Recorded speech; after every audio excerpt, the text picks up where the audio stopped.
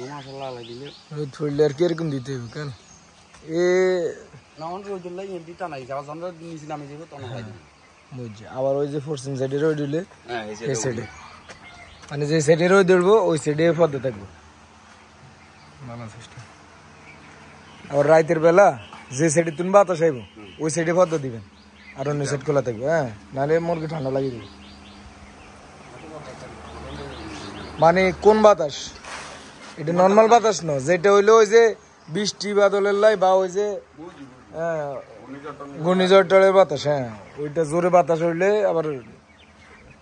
জামিলে মুরগির সমস্যা হয় আর এমনি নর্মাল বাতাস তো ঢুকলে কোনো সমস্যা নেই এটা বরং আরো ভালো মুরগির বয়সটা যা 18 দিন চলে কেন গড়ের তলার মতো আর মনে হয় 901 কেজি আছে 900 গ্রাম অ্যাভেলেবেল হইব না মুরগির ওয়েট ঠিক আছে আলহামদুলিল্লাহ